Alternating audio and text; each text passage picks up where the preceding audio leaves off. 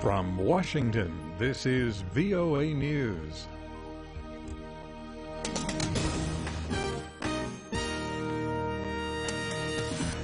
I'm David DeForest reporting Iraqi troops fired toward Islamic State positions in and around the Iraqi city of Mosul Thursday. The troops did not advance but cleared neighborhoods once dominated by the IS. The troops are also screening people fleeing Mosul to screen out IS militants trying to sneak out of the city.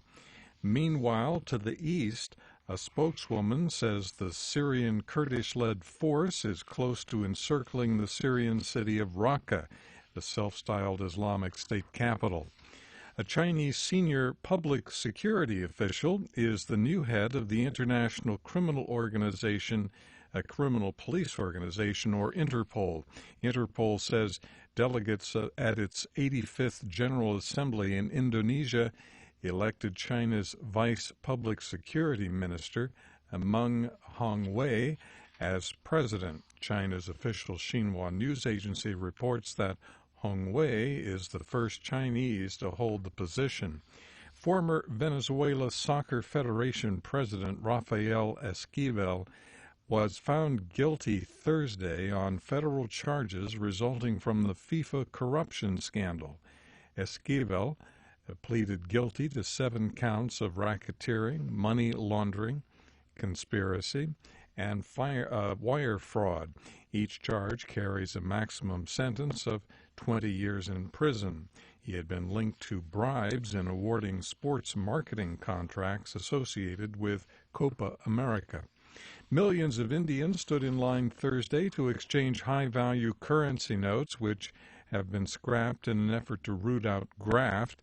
Many experts had hailed the move as the country's biggest and boldest step to stamp out corruption and flush out tax evaders.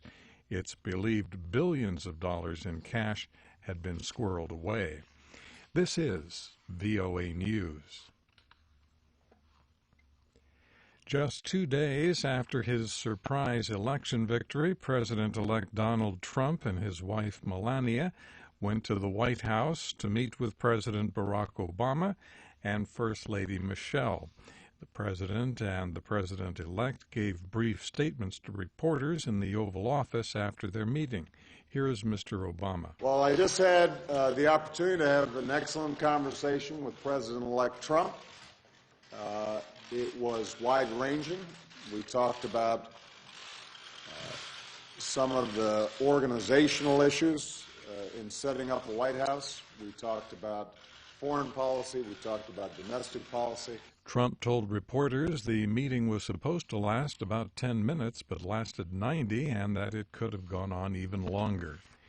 Trump's victory in Tuesday's elections is being greeted by protests in several cities.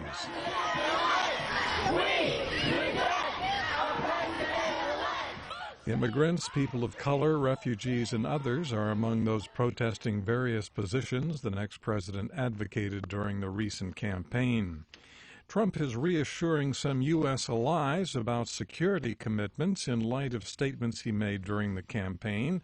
Japan's chief cabinet secretary says Prime Minister Shinzo Abe will visit with Trump next week in New York. He says the two spoke by phone Wednesday and that both are committed to continuing U.S.-Japan security cooperation. Trump reportedly reassured President Park Geun-hye that during his administration, the U.S. won't waver in its support for South Korea. Prime Minister Malcolm Turnbull of Australia says he spoke to Trump, making the case for the ratification of the Trans-Pacific Partnership Trade Agreement. Trump made opposition to trade agreements such as the TPP a cornerstone of his election campaign. Speaking Thursday in Belgrade, British Foreign Secretary Boris Johnson said the time for overreaction to America's election is over. And I may respectfully say to some of my beloved European friends and colleagues that I think it's time we snapped out of the general doom and gloom about the result of this election and the collective windorama that seems to be going on in some places. Johnson said people should focus on the opportunities and not the problems involved with a Trump victory.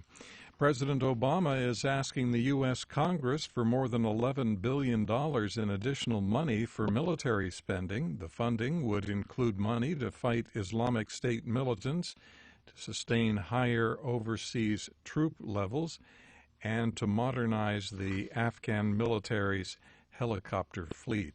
The request will be considered during a lame duck session that starts next week. Taking a brief look at market activities on Wall Street, U.S. stock indexes were mixed at the close of trade today. European markets were down, and on Thursday, Asian markets were up. From the VOA News Center in Washington, I'm David DeForest. That's the latest world news from VOA.